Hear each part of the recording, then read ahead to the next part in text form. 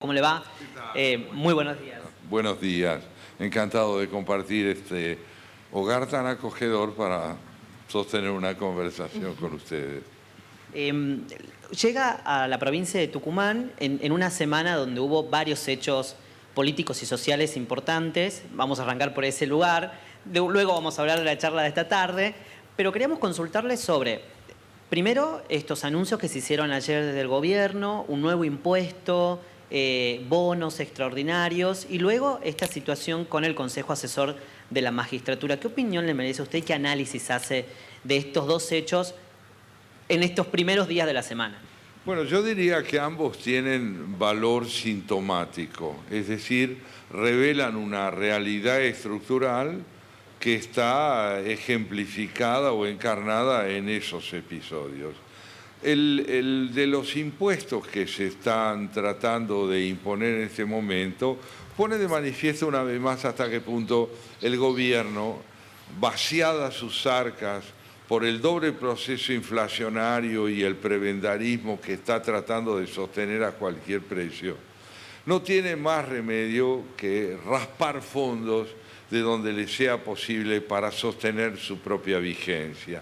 Es un signo de debilidad y, a mi modo de ver, de eficacia muy cortoplacista, porque con independencia de la oposición que pueda generar la medida, como criterio, creo yo, lo que está evidenciando es una falta de discernimiento muy profundo acerca de cómo se produce riqueza perdurable en un país como para que la capacidad de que la propia moneda recupere significado tenga lugar. En lo que hace al segundo punto, el Consejo de la Magistratura, hoy orientado nada menos que por la Corte Suprema de Justicia, es un hecho que se coloca en las antípodas del anterior. El primero es coyunturalista, este es de mediano y largo plazo. Está poniendo de manifiesto la necesidad de que la justicia vuelva a gobernar la acción política, que la acción política no esté al servicio de sí misma, sino que, respetando el viejo ideal del doctor Raúl Alfonsín, el Consejo de la Magistratura sea expresión de capacidad de debate, de diálogo, de disenso y de consensos perdurables. Algo sumamente alentador.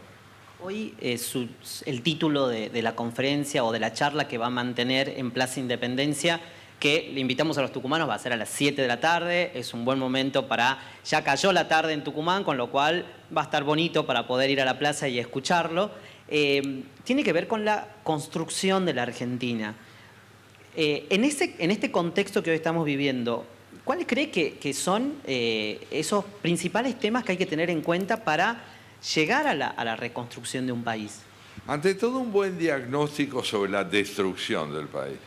Tenemos que hacer un relevamiento, un inventario de todo aquello que ha implicado la inmersión de la Argentina en un pasado estancado. Esto me parece que es decisivo.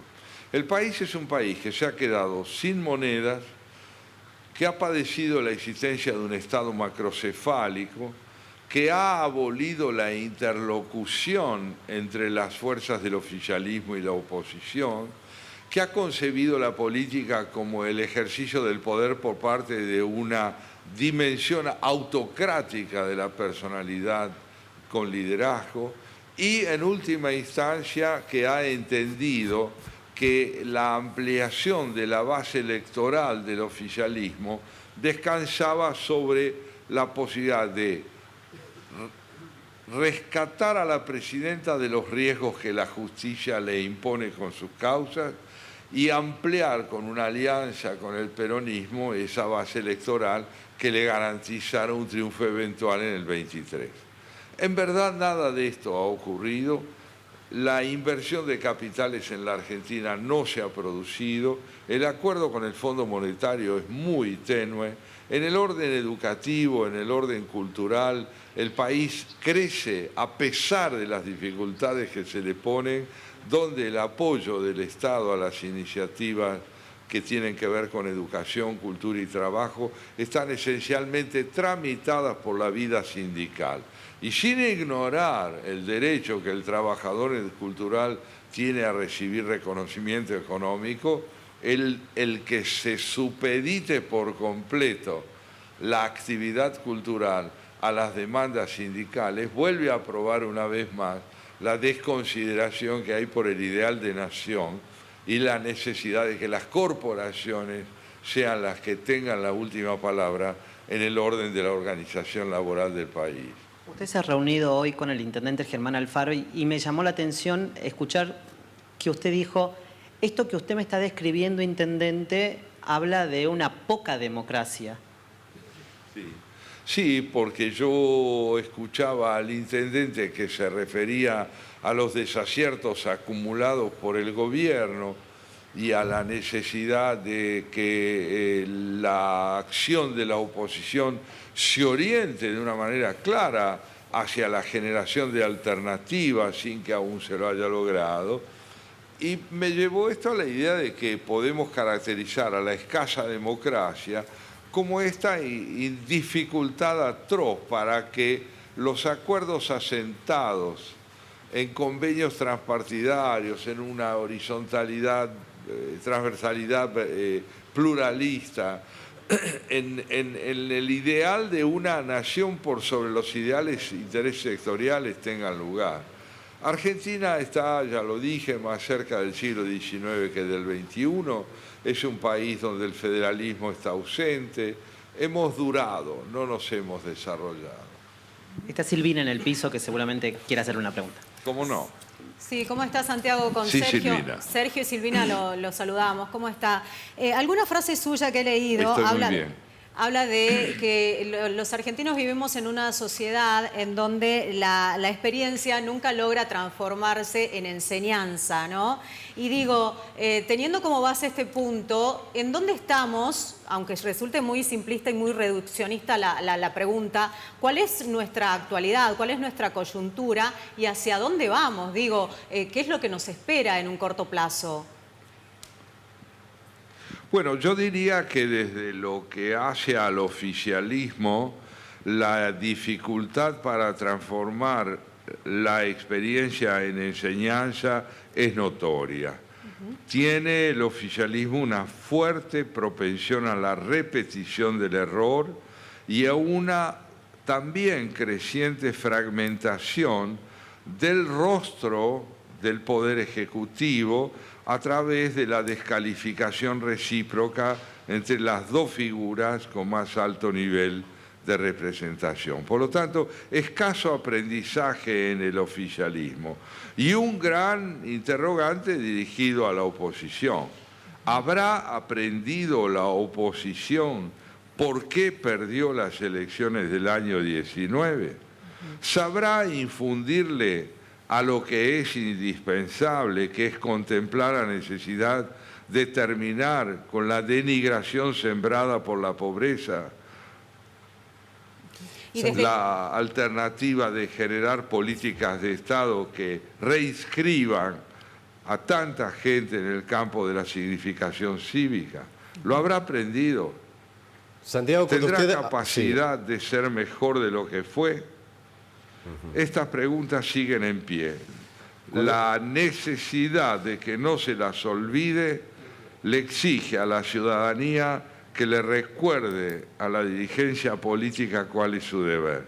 Si lo hace, tendremos posiblemente representación política. Cuando usted hablaba hace un momento de esa poca democracia, una de las causas puede ser, Santiago, la debilidad o fragilidad de los partidos políticos tal como los conocíamos, que obviamente ya prácticamente son una mera maquinaria electoral y basada en personalismos.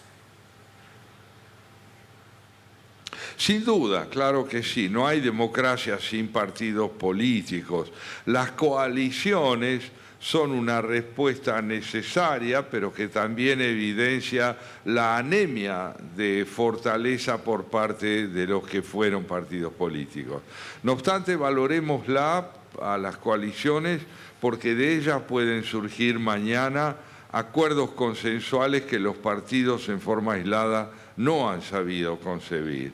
Estamos atravesando una crisis no solo de valores en el orden de la identidad cívica de la población, sino una merma de operatividad por parte de las instituciones del país.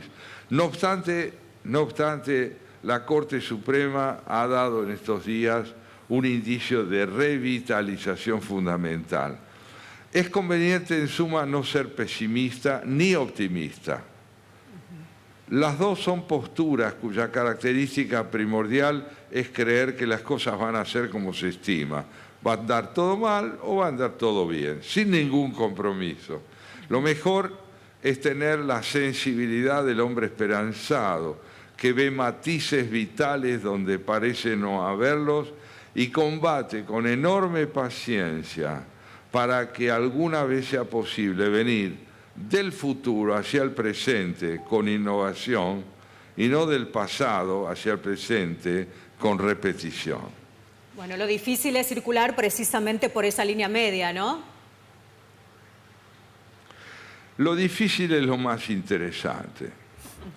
Bien, a ponerlo en práctica. Gracias, Santiago, por este tiempo, muy amable. A ustedes. Muy amable. Gracias, Bueno, José. ahora que me devolvió el micrófono Santiago, yo le voy a pedir, antes de que cerremos este móvil, tenemos a un ciudadano 100% tucumano.